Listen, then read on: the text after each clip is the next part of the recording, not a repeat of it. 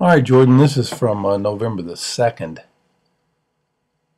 And I want you to look. These are the swings that you took that are soft toss, that are front toss. What I want you to do is make sure that you do not practice your soft tosses like this again. Um, that's not at all like the way you hit. You don't let your head move that far forward. I mean, it's like when you make contact, your knee really goes forward, and that's not how you hit normally. When you're working out. Now, if you go back and look at the very first ones, I mean, you're swinging and almost falling over, and really more or less hitting the ball when your weight is on top of your foot, your left foot. But just practice these swings without picking that leg up like that. Practice them more like the reality of how you actually do hit.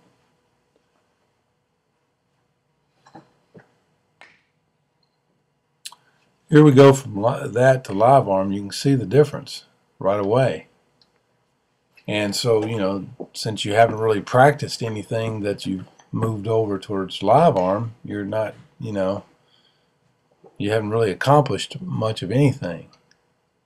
Your tee work and your soft toss has got to be more in line with what you do,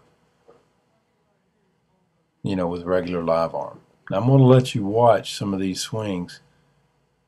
And in just an instant, we're going to look at the camera from the back, and we're going to see why are you missing so many of these things. I mean, you've got to start squaring the ball up like that more consistently. Now you did on the next week when we got together. You definitely improved that, but that's going to help your confidence more than anything. So when you're doing live arm and when you're doing front toss, make sure you start squaring the ball and really concentrating on making square contact, because I'm going to ask you to swing at every pitch. I'm going to put something around there that you can hit and swing at every pitch, especially if we're throwing fastballs. Now this again is from the 11th, and you're going to notice a big difference between this week and the next week. Your balance is going to be better.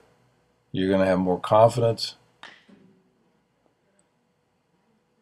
Now, again, we'll be going from the backside, and I want you to look at when you start recognizing and how early you start recognizing what type pitch you're getting.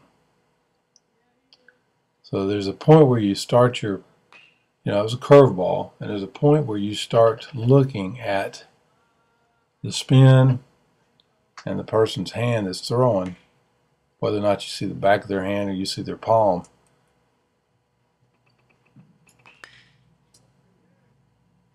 And again, just start squaring more balls up.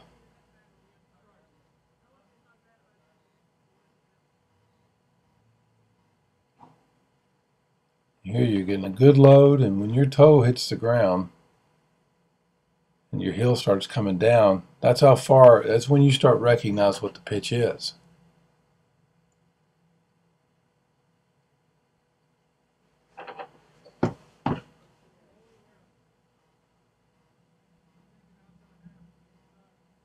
Start recognizing the pitch a little bit sooner and not rushing your footwork.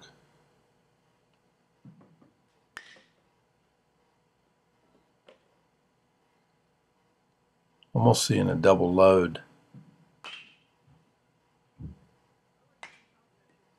Now you're going to see a big difference between this week. This is the 11th. This is November the 2nd, and the following week. You're going to see a big difference.